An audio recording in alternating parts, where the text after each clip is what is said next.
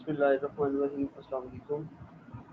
Topic जो आज हम डिस्कस करेंगे वो है प्राइसिंग एंड प्रमोशन स्ट्रेटजीज। तो कुछ लर्निंग आउटकम्स हैं जो हम पहले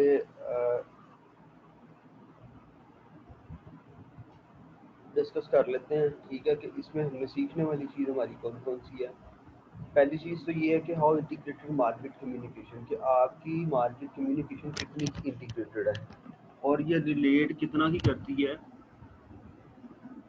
आपकी ओवरऑल प्रमोशन स्ट्रेटजीज के साथ, या एक बिजनेस की या फर्म की ओवरऑल जो प्रमोशन स्ट्रेटजीज है उसके साथ कौन मार्केट कम्युनिकेशन। दूसरी नंबर पे जो हमारा लर्निंग गोल या लर्निंग ऑब्जेक्टिव है वो हमने ये एक्सप्लेन करना है कि प्रमोशनल मिक्स और आउटलाइन ऑब्जेक्टिव्स कौन से हैं। ठीक है, प्रमोशन को लेके। तीसरे नंबर पे summarise different types of advertising and advertising media के प्रमोशन सॉरी डिफरेंट टाइप्स जो है ना एडवर्टाइजिंग के, आप किस किस तरीके से कर सकते हैं और आप कौन कौन सा मीडिया यूज़ करेंगे। ठीक है, outline the roles of sales promotion personal selling and public relations. आपने ओवरव्यू करना है सेल्स प्रमोशन का, पर्सनल सेलिंग्स का और पब्लिक रिलेशंस का। उसके बाद pushing and pulling promotional strategies कौन सी होती हैं वो हमने इसमें पढ़ना है। उसके बाद different types of pricing strategies ये ऑलरेडी हम कर चुके हैं लेकिन इसमें हमारा रिवाइज हो जाएगा। इसके how firm set prices in market place, कि फर्म जो है ये एक बिजनेस जो है अपनी प्रोडक्ट्स की प्राइसेस किस तरह से सेट करती है और फोर अल्टरनेटिव प्राइसिंग स्ट्रेटजीज हमने बतानी है। ठीक है, जो डिफरेंट तरह से ये डिफरेंट तरीकों के साथ हम प्राइसिंग स्ट्रेटजीज को अडॉप्ट करते हैं। चार डिफरेंट जो है ना अल्टरनेटिव प्राइसिंग स्ट्रेटजी वो डिस्कस होंगी और उसके बाद कंज्यूमर परसेप्शन ऑफ प्राइसेस। ठीक है, ये हमने डिस्कस करना स्टार्ट करते हैं। सबसे पहले तो हमें प्रमोशन पता होना चाहिए, प्रमोशन है क्या चीज़। Is a function of informing persuading and influencing purchase decision. Promotion जो है ये जिस तरह जिसको एडवर्ट बोलते हैं या एडवर्टीजिंग बोलते हैं, एडवर्टाइजमेंट बोलते हैं। ठीक है, तो प्रमोशन उसका ही दूसरा नाम है। तो ये एक तरीकाकार है जिसमें आप लोगों को बताते हैं, उकसाते हैं ताकि आप वो परचेज डिसीजन को मेक कर सकें। ठीक है, उसके बाद आईएमसी की अगर हम बात करें, integrated market communication is the coordination of all promotional activities, media advertising, direct mails, personal sellings, sales promotions and public relations to produce an unified customer focused message। कि देखें जिस तरह से आप कोई ऐड या एडवर्ट की या कोई मशहूरी देखते हैं टीवी के ऊपर। ठीक है, ऐड देखते हैं तो वो होता है सिनेरियो बेस्ड। ठीक है जी, कि बच्चा जो, अगर मैं बात करूं कि बच्चे खेल रहे हैं मट्टी के अंदर, तो जैसे सर्फ एक्सेल का वो दाग तो अच्छे होते हैं। ठीक है, तो बच्चे खेल रहे हैं तो वो कहते हैं नो प्रॉब्लम। ठीक है, दाग तो चला जाएगा। इस तरह से कि एक सिनेरियो बेस्ड या एक कह लें कि इन रियल सेंस एक ड्रामेटिक वे के अंदर जो है पैगाम को कन्वे किया जाता है बाय फोकसिंग और attaining the attention of the customers. ठीक है जी, तो ये तो होती है इंटीग्रेटेड मार्केट कम्युनिकेशन जिसको आईएमसी बोलते हैं। Coordination of all promotional activities, media advertising, direct mail, personal sellings, sales promotions and public relations to produce a unified customer focused message। उसके बाद अगर हम बात करें आईएमसी की, must take a broad view and plan for all terms of customer contact. आपने जितने भी वे हैं उन सारे वेज को इस्तेमाल करना कि आपका पैगाम जो है वो कस्टमर तक पहुंच जाए। Create unified personality and message for the good service और ब्रांड, कि आपने एक ही जगह के ऊपर एक चीज़ को प्रोडक्ट को लेकर चल रहे हैं, सर्विसेज को लेकर चल रहे हैं या ब्रांड को आप लोगों तक पहुंचाना चाह रहे हैं, तो आप एक यूनिफाइड पर्सनालिटी का यूज़ करेंगे। Element include personal sellings, advertising, sales promotion, publicity and public relations. तो ये कौन कौन से तरीके हो सकते हैं, इनके अंदर पर्सनल सेलिंग्स भी हो सकती हैं, एडवर्टाइजिंग भी हो सकती है, सेल्स प्रमोशंस भी हो सकती हैं। जैसे by one get one free होता है, सेल्स प्रमोशन, सेल्स को बूस्टअप करने के लिए पब्लिसिटी, आप ब्रोशर्स वगैरह, पैम्फलेट्स वगैरह यूज़ कर सकते हैं, ठीक है। और पब्लिक रिलेशंस, कस्टमर फीडबैक जो होती है वो भी यूज़ कर सकते हैं। उसके बाद प्रमोशनल मिक्स के अंदर अगर हम बात करें, प्रमोशनल मिक्स क्या होता है, ये कॉम्बिनेशन होता है personal and non personal selling techniques, ठीक है। It's a combination of personal and non personal selling technique design to achieve promotional objective, कि आप दो अप्रोचेस को यूज करते हैं, जो कि कॉम्बिनेशन, दो अप्रोचेस एक सिंगल कॉम्बिनेशन की शक्ल के अंदर, कि वो पर्सनल भी हो सकता है, नॉन पर्सनल सेलिंग टेक्निक्स भी हो सकती हैं, ताकि आप जो है अपनी प्रमोशनल ऑब्जेक्टिव जो हैं, ये ऑब्जेक्टिविटी को मीट कर सकते हैं, ठीक है। पर्सनल सेलिंग क्या है, interpersonal promotional process involving a seller face to face presentation to a perspective buyer, ठीक है। जिस तरह से आप देखें हमारे डोर स्टेप्स के ऊपर अक्सर ये फीमेल माएँ बहनें आती हैं, मतलब जो सेल्स पिच से इन्फ्लुएंस करने के लिए, कि ये देखें जी आप कौन सा साबुन इस्तेमाल करते हैं, कौन सा सर्फ यूज़ करते हैं, ठीक है। तो डोर टू डोर जाती हैं और हमारी माँ और बहनों के साथ वो जो होते हैं सेल्स रिप्रेजेंटेटिव, ठीक है, मेल या फीमेल, वो आगे कहते हैं कौन सा यूज़ करते हैं, कितने का लेते हैं, ठीक है, और क्वांटिटी क्या होती है, आपको रिजल्ट्स ठीक मिलते हैं, ठीक है। तो ये वन टू वन, ये फेस टू फेस चीज़ें हो रही हैं सारी प्रेजेंटेशन, तो इसको आप बोलते हैं personal selling. Non personal selling से मुराद advertising, sales promotion, direct marketing and public relations, ठीक है।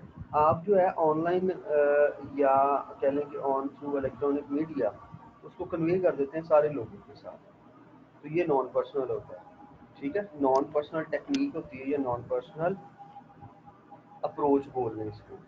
उसके बाद कंपोनेंट्स ऑफ मार्केट की अगर हम बात करें, तो कंपोनेंट्स, एडवांटेजेस और डिसएडवांटेजेस, हमने एक कंपैरिजन वाला टेबल जो है डिपिक्ट किया है, ड्रॉ करने की कोशिश की है। सबसे पहले एडवर्टाइजिंग जो है, एडवांटेज क्या है, reach is large consumer audience at low cost per content.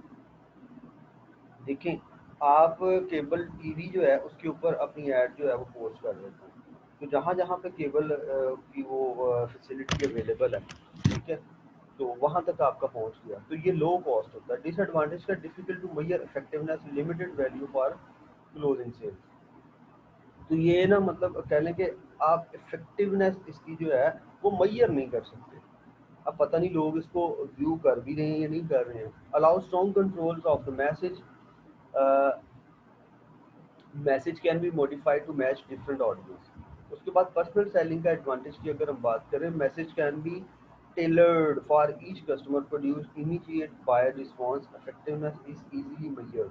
तो अब देखें, जो डोर टू डोर या one to one face to face interaction हो रहा है सेल्स पर्सन का, सेल्स रिप्रेजेंटेटिव का, और जो बायर ऐप का या कंज्यूमर है, तो आप उनको सेटिस्फाई करने के लिए अपने वर्ड्स का जो है ना सिलेक्शन, उनको ऑल्टर कर सकते हैं, टेलर कर सकते हैं, कि वो आप उसको सेटिस्फाई कर रहे हैं, ठीक है। अगर डिसएडवांटेज की बात करें, तो अब देखिए अकेले अकेले कस्टमर को आप डील कर रहे हैं डोर टू डोर जाके, तो वहाँ पे कॉस्ट आपकी हैवी है, हाई कॉस्ट पर कॉन्टैक्ट, ठीक है, कि आपको टाइम भी ज़्यादा लगेगा, उसके अलावा आपके रिसोर्सेज, ह्यूमन रिसोर्स जो है वो भी ज़्यादा डिप्लॉय करना पड़ेगा, ठीक है।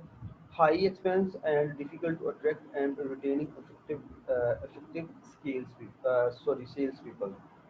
उसके बाद सेल्स प्रमोशन, सेल्स प्रमोशन की अगर हम बात करें, attach attention and creates awareness, effectiveness is easily measured, produce short term sales. Disadvantage की बात करें, difficult to differentiate from the similar program of the competitor, non non personal appeal, ठीक है।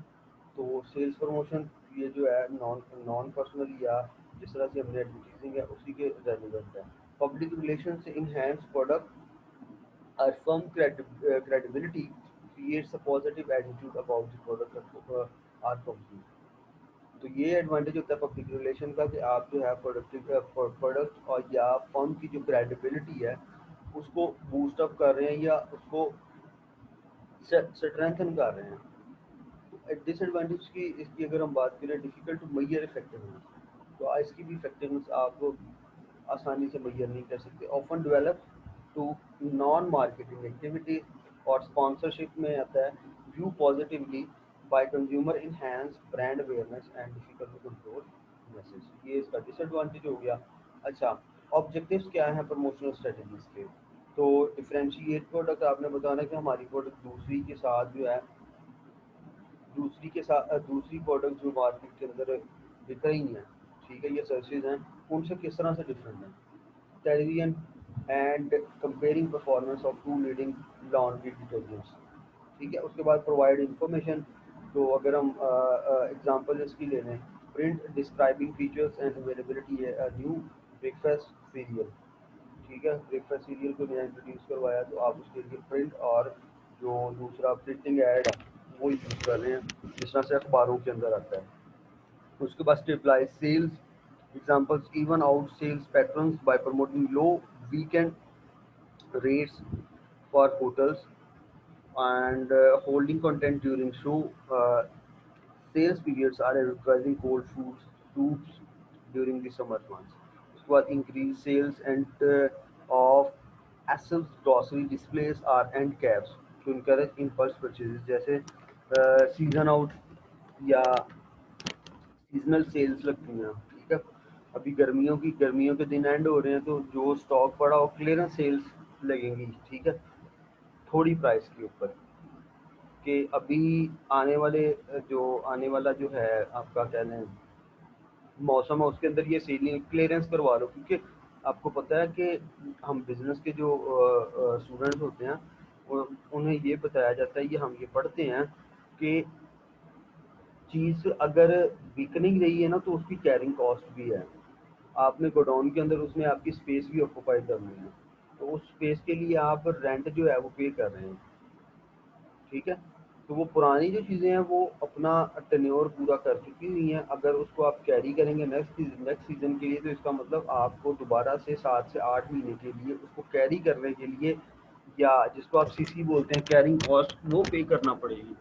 तो इससे अच्छा नहीं है कि आप उस कैरिंग कॉस्ट से कम कॉस्ट के ऊपर कम मार्जिन रख के इसको सेल कर दें।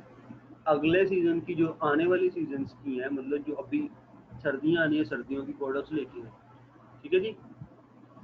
Accentuate product value, warranty program and guarantee that makes a product more attractive than its major competitors.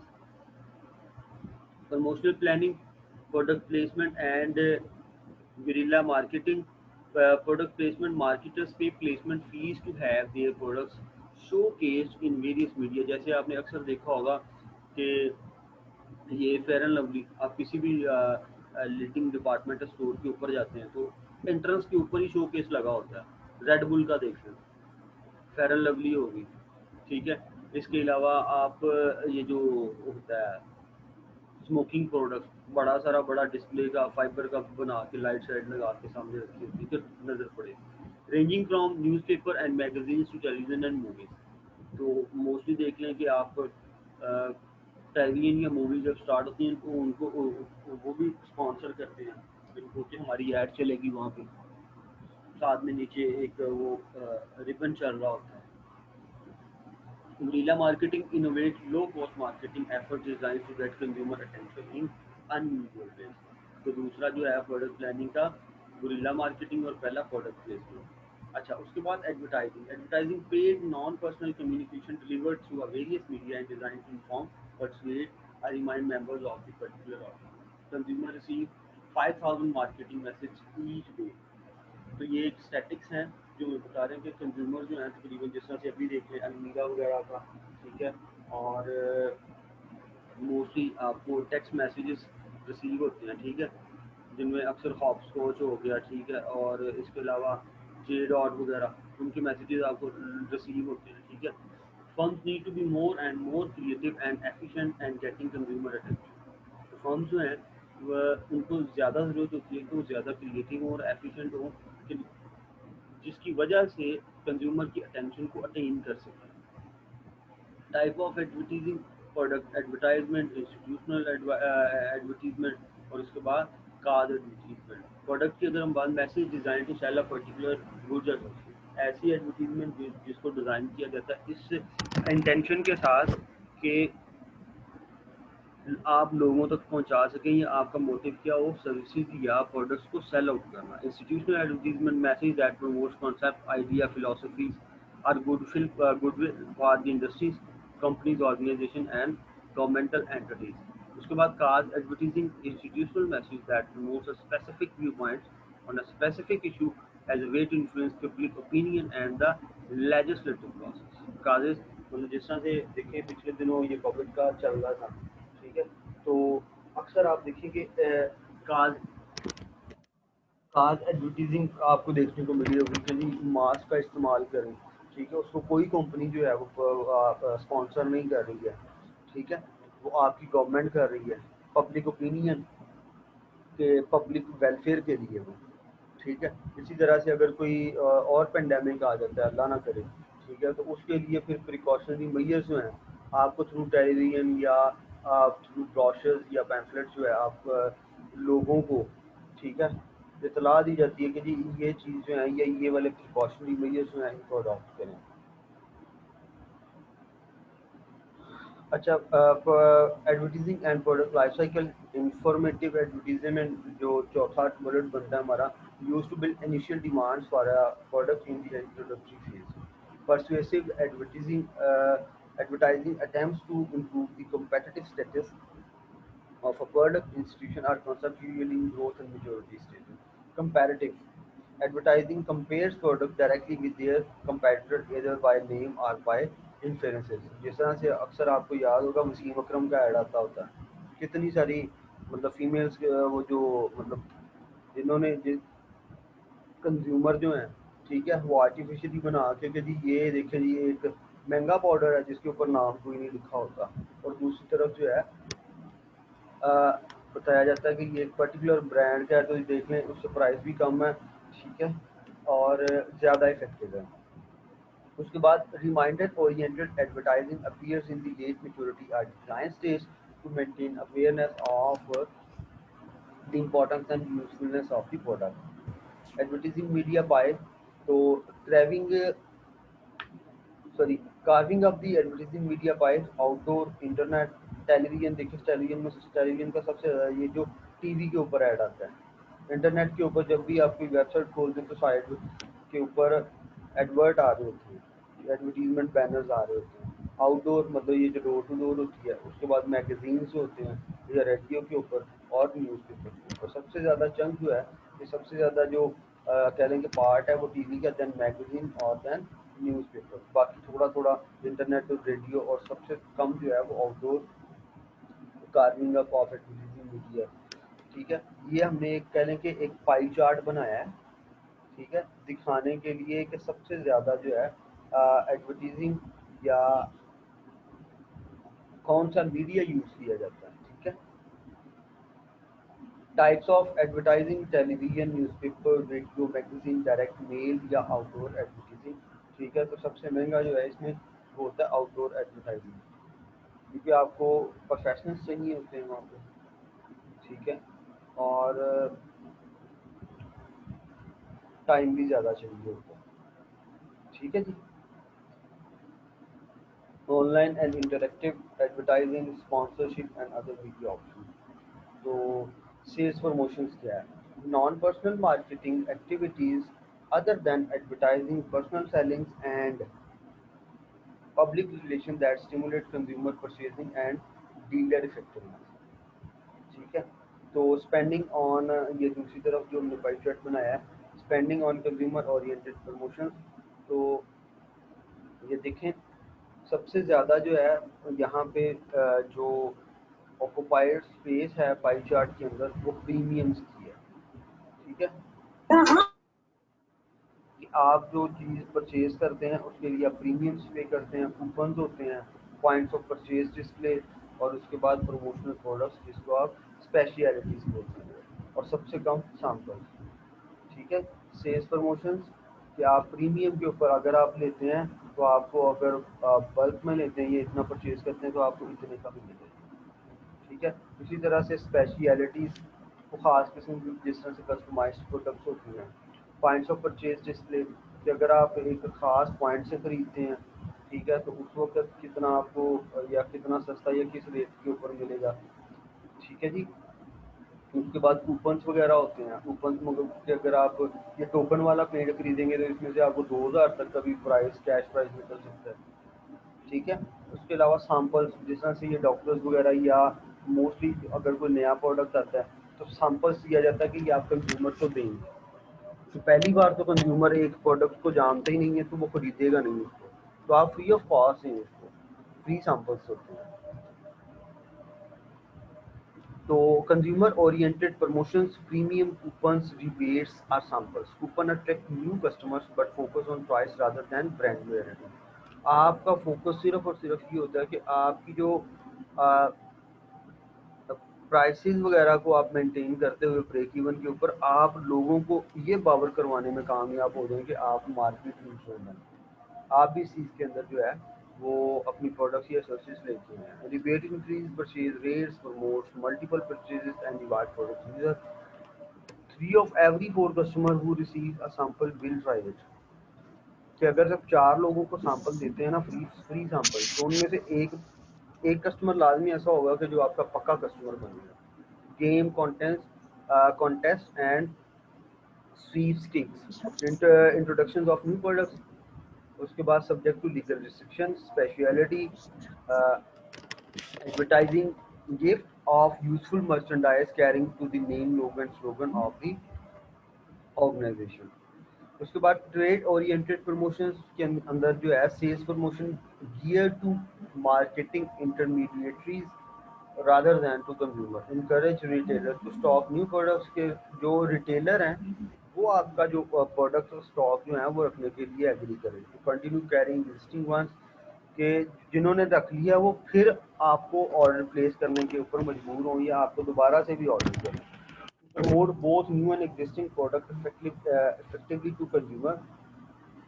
और जो आपके कस्टमर्स बन गए इनके अलावा भी आपने अब कस्टमर्स या कंज्यूमर्स आपके साथ अटैच हो गए तो वो फुल स्टॉप नहीं है, तो वो एक कैरी ऑन या ऑनगोइंग प्रोसेस है कि आपने नए कस्टमर्स भी इंट्रोड्यूस करवाने की कोशिश कर रही है वहाँ पे, या नए कस्टमर्स बनाने की भी कोशिश कर रही है। तो personal selling, person to person proposal presentations to our potential buy consumers are, इसके जो फीचर्स हैं वो customers are related few in numbers and geographically concentrated. उसके बाद secondly product is technically complex, involve trade ins and require special handling। Examples की अगर हम बात करें तो सेलिंग टू गवर्नमेंट और मिलिट्री, तो ये पर्सनल सेलिंग है कि आप जो है एक पर्टिकुलर डिपार्टमेंट या इंस्टीट्यूट के पास जाते हैं कि हम आपके, हाँ जो ये वाली चीज़ें यूज हो रही हैं मैं इसको बना रहा हूँ तो आप मुझे टेंडर दें। Okay. Sales task, order processing, creative selling, missionary selling और टेली मार्केटिंग। ऑर्डर प्रोसेसिंग की अगर हम बात करें तो इसमें हम कहेंगे आइडेंटिफाइंग कस्टमर नीड्स, कि कस्टमर क्या चाहता है, कस्टमर की नीड क्या है। Pointing out merchandise to meet them, आपने मर्चेंडाइज या स्टॉक या प्रोडक्ट या सर्विसेज को करना है पॉइंट आउट कि मैं ये बना रहा हूँ, आपको इसकी ज़रूरत है, एंड प्रोसेस्ड दी ऑर्डर। और अगर वो आपको दे देगा तो आप कस्टमाइज या वो वाली प्रोडक्ट बना के उनको रिवर्ट बैक कर देते हैं। Creative selling, promoting a goods or services whose benefits are not readily apparent or whose purchase decisions require a close analysis of alternatives। उसके बाद missionary selling, representative promotes goodwill for company or provide technical or operational assistance to the consumer or customers। telemarketing की अगर हम बात करें तो personal selling conducted by telephone, telephonic जो यानी कि होता है interaction, regulated by federal trade commission 1996 telemark sales. तो ये एक्ट है उसका। सेल्स प्रोसेस, तो सबसे पहले प्रोस्पेक्टिंग एंड क्वालिफाइंग, पहली चीज़ आइडेंटिफाई पोटेंशियल कस्टमर्स, कि आपने पहले ये देख इस चीज़ को आपने मेक श्योर कर लेना कि आपकी मार्केट कौन सी बनती, कस्टमर्स कौन सी कैटेगरी के बनते हैं। उसके बाद आपने उनको अप्रोच करना है, उनको प्रेजेंट करना है, डिमॉन्स्ट्रेट करना है, और हैंडलिंग ऑब्जेक्टिव्स। ठीक है जी। जो भी कस्टमर आपसे क्वेरी करता है आप उसको एंटरटेन करें। उसके बाद क्लोजिंग, तो जब ये सारे मामला हो जाए उसके बाद अगली चीज़ ये सारा काम क्यों किया कि आपकी सेल्स हो, प्रोडक्ट और सर्विस। ठीक है, तो आपने ऑर्डर टेक करना, उसके बाद follow up thanks customers and begin the process of maintaining mutually beneficial relationship that results in future sales. अभी खरीद लिया है तो बाद में जब वो यूज अप कर लें, कंज्यूम कर लें उनको, तो आपने फीडबैक भी देना है ताकि वो दोबारा से खरीदे भी इसको। ये नहीं कि एक बार सेल्स हो गई मेरे बस ठीक है। उसके बाद prospecting, qualifying and approaching. A good sales person vary the sales process based on customer needs and responses. तो ये 7 स्टेप्स जो हमने पहले पढ़े हैं उन्हीं की आगे एलेबोरेशन है जो भी हमने डिस्कस की है। मैंने आपको इसको मोटा मोटा करके बताया है इसको। ठीक है जी, पर्सपेक्टिंग एंड क्वालिफाइंग। ठीक है, सबसे पहले आपने कस्टमर्स को आइडेंटिफाई करना, उसके बाद उनको अप्रोच करना है, उनको बताना है अपनी प्रोडक्ट्स या सर्विसेज के बारे में, उनकी प्रोडक्ट स्टोरीज बतानी है। उसके बाद डिमॉन्स्ट्रेट करना कि ये किस तरह से आपके लिए बेनिफिशियल है। उसके बाद आपने ऑब्जेक्टिविटी को हैंडल करना है। उसके बाद क्लोजिंग, आपने ऑर्डर टेक करना है और उनसे कस्टमर फीडबैक लेना है।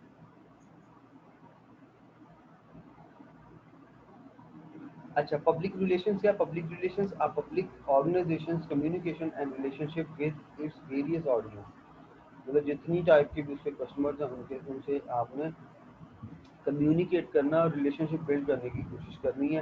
Helps a firm establish awareness of goods and services and builds a positive image of them. Publicity, stimulations of publicity क्या चीज़ है? Stimulations of demand for a good service place idea persons or organisation by disseminating news are obtaining favorable unpaid media presentation. Good publicity can promote a positive image कि अगर आप अच्छा करते हैं, अच्छी एडवर्टीजिंग करते हैं या अच्छी पब्लिसिटी या एक प्रॉपर एडिक्वेट किस्म की जो है आप एडवर्ट्स बनाते हैं, तो ये आपकी ये कंपनी या ब्रांड नेम के लिए पॉजिटिव सेंस के अंदर जो है वैल्यू एडिशन का बायस बनेगा। Negative publicity can cause problem.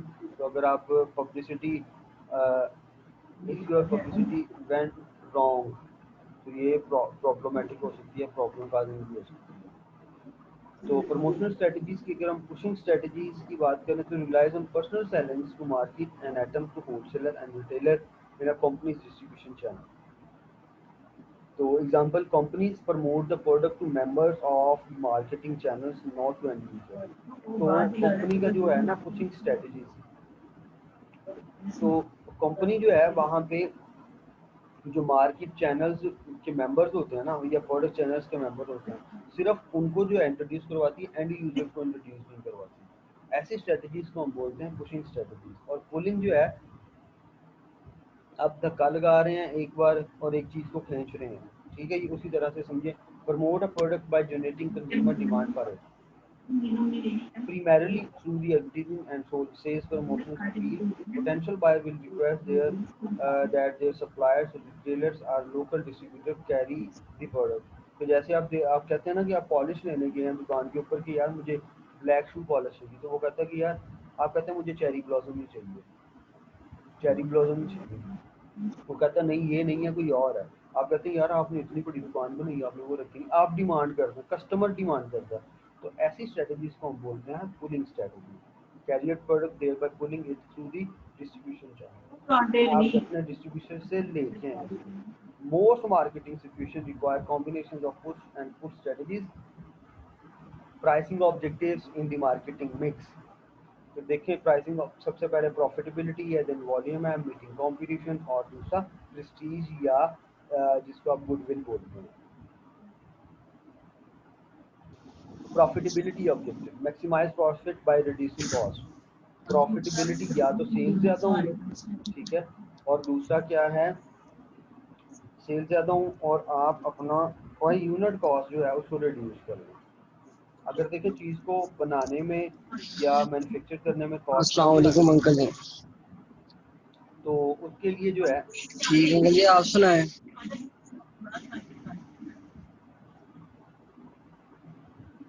हाँ जी ठीक अंकल जी, मैंने कहा आप सुनाए।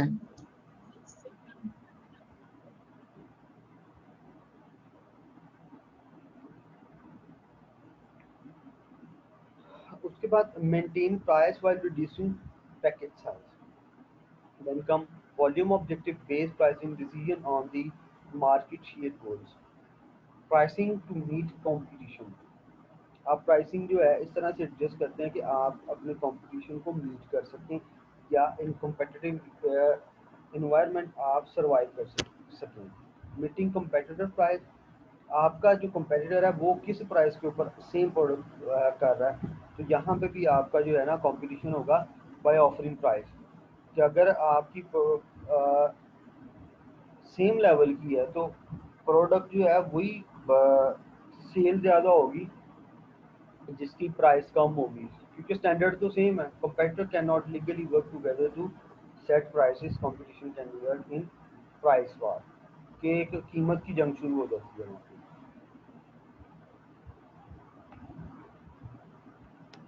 ओके, उसके बाद Prestige objective, establishing a relatively high price to develop and maintain an image of quality and exclusiveness. Recognition of the role of price communicating an overall image for the firms and its product.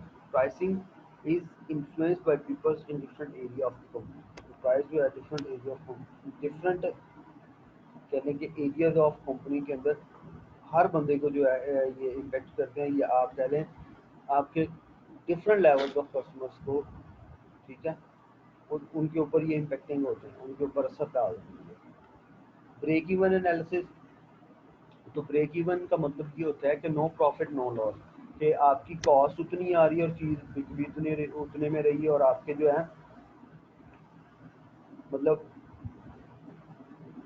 No gain और no loss, इसको आप इस तरह से। Pricing techniques use to determine the minimum sales volume a product must generate at a certain price level to cover all cost, के sales के लिहाज से बात करें, अगर हम नंबर्स ऑफ यूनिट की बात करें कि अगर कंपनी या बिजनेस इतने यूनिट बेच लेता है, इतने एटलीस्ट बिकने चाहिए कि आप लॉस में ना जाएं, आपकी जो कॉस्ट है वो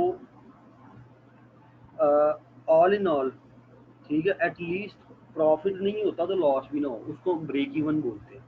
तो ब्रेक इवन एनालिसिस आप यूनिट्स के लिहाज से भी कर सकते हैं और ब्रेक इवन पॉइंट आप नंबर्स ऑफ मॉनेटरी टर्म्स भी आप उसको मेजर कर सकते हैं। तो नीचे हमने फार्मूला यहाँ पे मेंशन किया है, टोटल जो फिक्स कॉस्ट है उसको डिवाइड कर लें contributions of fix cost per unit, कि एक यूनिट के ऊपर फिक्स कॉस्ट कितनी लग रही है, तो ये आपके पास नंबर्स ऑफ यूनिट के अंदर आ जाएगी। उसके बाद ब्रेक इवन पॉइंट, अगर आप पैसों के या मॉनेटरी टर्म के अंदर दें टोटल फिक्स कॉस्ट कितनी है, और उसके बाद 1 minus variable cost per unit, तो ये जो है अगर तो ब्रेक इवन के ऊपर जितना आपके लग गए आप पर यूनिट निकाल लेते हैं और उतना वो रिकवर भी हो रहा है जब वो यूनिट सेल हो रहा है, तो इसका मतलब you are standing on break even, ठीक है। तो अगर इससे कम होती है, रिकवर नहीं हो रही है, तो वो लॉस पे, अगर ज़्यादा रिकवर हो गई है, ज़्यादा रिकवर हो रही है, तो इसका मतलब you are generating some profit, ठीक है जी। तो ये देखिए जी, यहाँ पे हमने ब्रेक इवन एनालिसिस को जो है ग्राफिकली शो करने की 7000 यूनिट्स की क्वांटिटी है, ठीक है। तो अगर प्राइसेस जो है यहाँ पे देखें, हमारे कॉस्ट जो है वो रिकवर नहीं हो रही, प्राइस रिकवर नहीं हो रही है, ठीक है। तो यहाँ पे अगर स्टैंड कर रहे हैं नंबर्स ऑफ यूनिट कम सेल हो रहे हैं, ठीक है, और आप कॉस्ट भी रिकवर नहीं कर पा रहे हैं, तो इसका मतलब you are suffering some loss. तो अगर यूनिट्स बढ़ाते बढ़ाते बढ़ाते बढ़ाते 7000 के ऊपर पहुंच जाते हैं, तो ये ब्रेक इवन है कि यहाँ पे आपकी वेरिएबल कॉस्ट और जो फिक्स कॉस्ट दोनों पूरी होती है। अगर आप इससे ऊपर जाते हैं, मतलब 7000 से अगर 14000 के ऊपर आ जाते हैं, ठीक है, और रेवेन्यू मतलब फॉर एग्जांपल आप जनरेट कर रहे हैं 20 पर यूनिट, ठीक है, टोटल कॉस्ट आपकी यहाँ तक है जहाँ पे ये देखें ये वाला पॉइंट, ठीक है।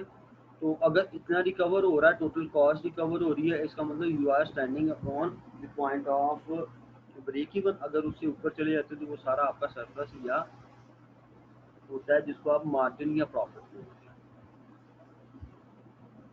ठीक है जी। उसके बाद अल्टरनेटिव प्राइसिंग ऑब्जेक्टिव्स कौन से, स्कीमिंग प्राइसेस हो सकती है, उसके बाद पेनिट्रेशन प्राइसिंग हो सकती है, everyday low pricing and discount pricing हो सकती है, कंपेटिटिव अच्छा, स्किमिंग जो होती है ना, स्किमिंग से मुराद जब देखें कोई नई, अगर मैं एग्जांपल देके इसको आपको आपके साथ जो है वो करूं डिस्कस, तो ज़्यादा क्लियर हो, मतलब आपको समझ भी जल्दी से सही तरह से आ जाएगी। अब देखें आजकल जो है ना, अगर हम आईटी की इंडस्ट्री की बात करें तो फोल्डिंग फोन्स बहुत आ रहे हैं जिनकी डिस्प्ले भी फोल्ड होती है, और वो एक सिंगल यूनिट है। सिंगल यूनिट मतलब दो सेपरेट यूनिट्स नहीं है। जिस तरह से फ्लिप, सैमसंग की नई ब्रांडिंग या नया मतलब प्रोडक्ट ब्रांडिंग आ रही है, जी या फ्लिप फोन आ रहे हैं, ठीक है, एलसीडी उनकी एक है लेकिन वो फोल्ड हो जाती है। तो स्किमिंग प्राइसिंग जो है, स्किमिंग प्राइसिंग से मुराद कि जब कोई भी ब्रांड या कंपनी ऐसी प्रोडक्ट लेके आती है जो किसी दूसरे से डिस्टिंग्विश करती है, कोई दूसरा ऑफर नहीं कर रहा, तो आप मर्जी का चार्ज कर सकते हैं उसके लिए। तो इसका मतलब you are skimming a huge chunk और huge cream of the market share. आप जो मर्जी चार्ज कर लें, लोग जो उसके लिए जाएंगे या उसको खरीदेंगे तो उनको उतना पे करना पड़ेगा। उसके बाद पेनिट्रेशन प्राइस के आप न्यू इंट्रेंड हैं और आप मार्केटिंग, आप एक पर्टिकुलर मार्केट के अंदर इंटर होना चाह रहे हैं, तो आप क्या करेंगे, पेनिट्रेशन प्राइसिंग स्ट्रेटजी जो है उसको अडॉप्ट करेंगे, आप प्राइसेस को कम रखेंगे, ठीक है।